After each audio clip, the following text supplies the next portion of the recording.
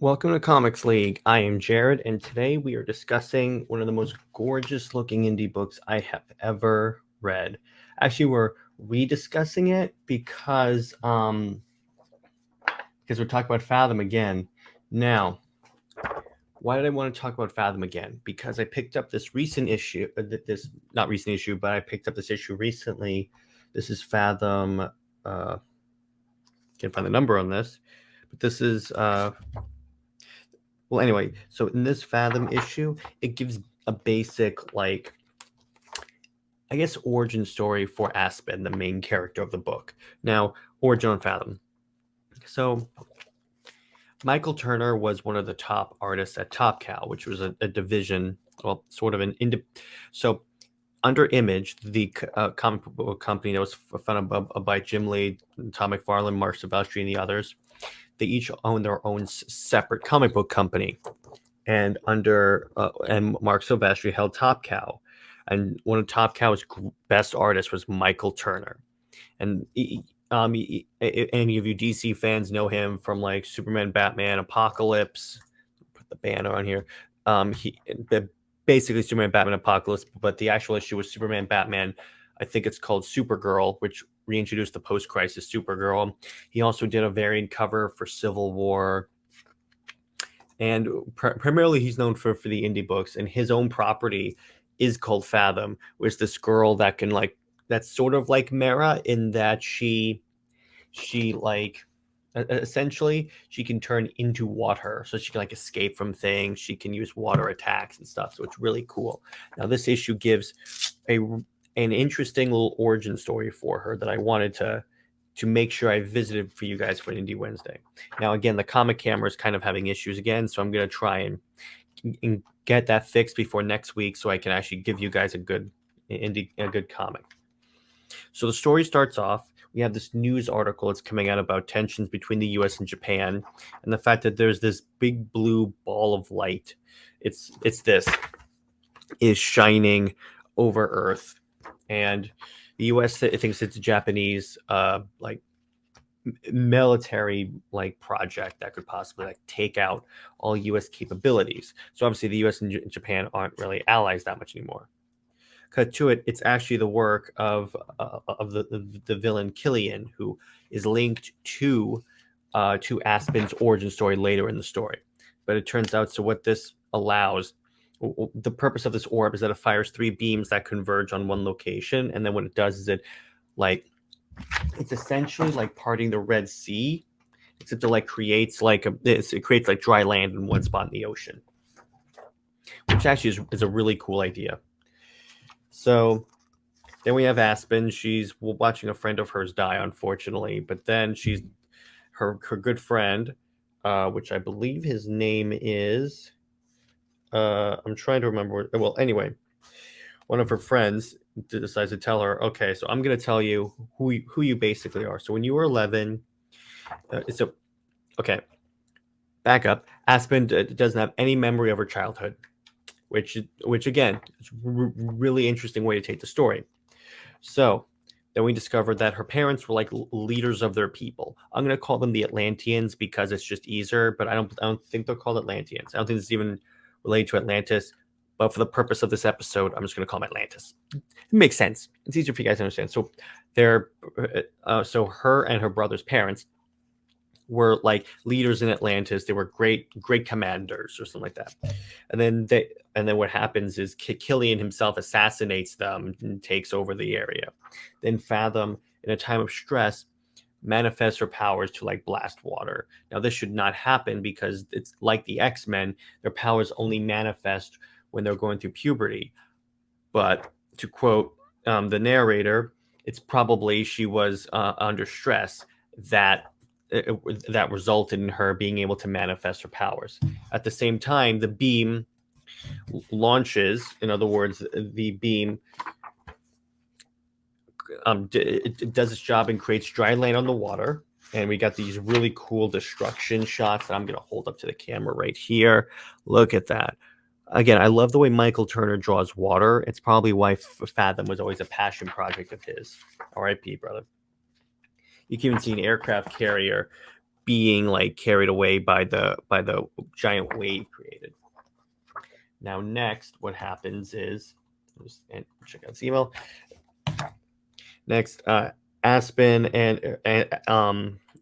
Aspen and her team essentially go through this beam. It turns out it's not really a beam like a laser beam. It's like a force field. So they just go through it easily.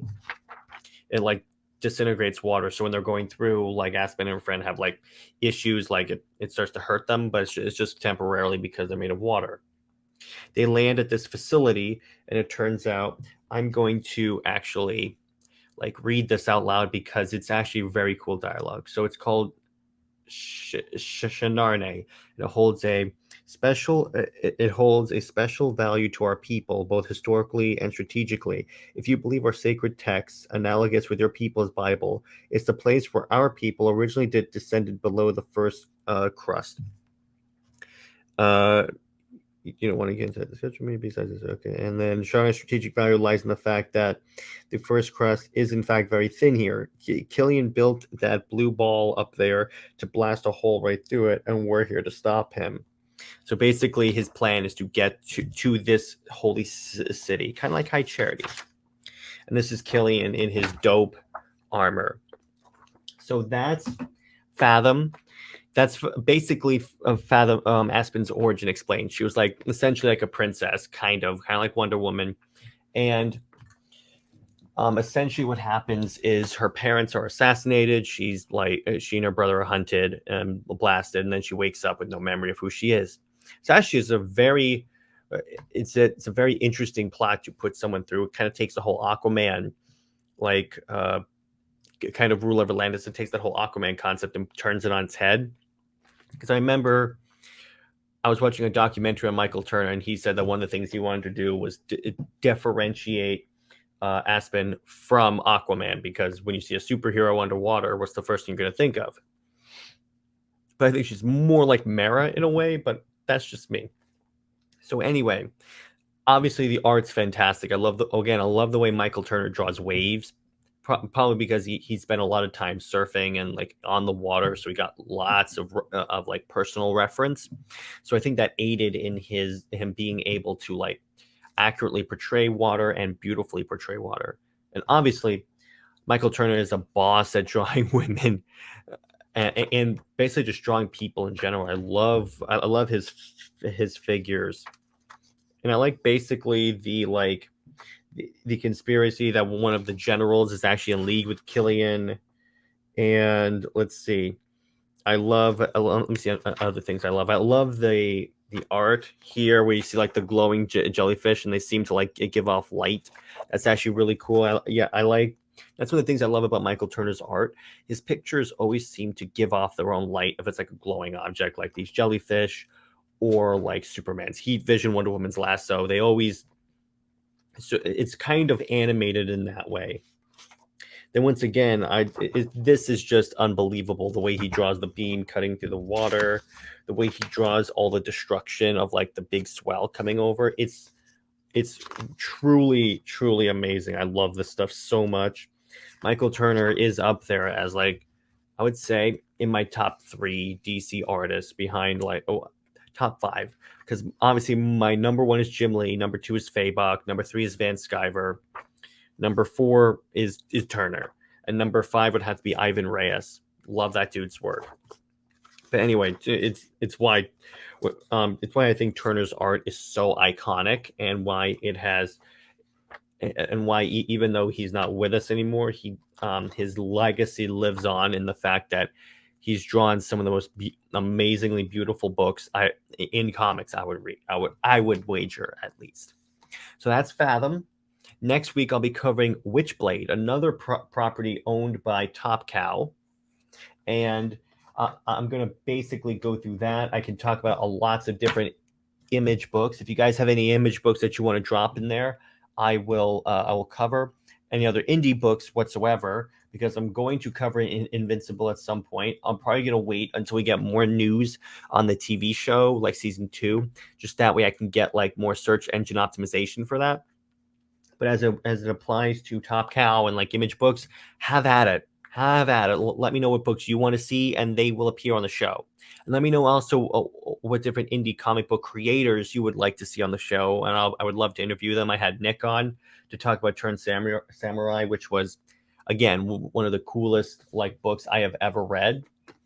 And I will be sure to pay attention to what you guys want. And by the way, also coming on the show pretty soon would be Ethan Van Sciver's Cyberfrog 2 Wrecked Planet. We covered Blood Honey. That was actually the first episode of Indie Wednesday. And then I'm going to cover Wrecked Planet when it comes in. I backed it on Indiegogo, so it'll come in soon. Then once that's in, we'll cover it, and we'll have some fun.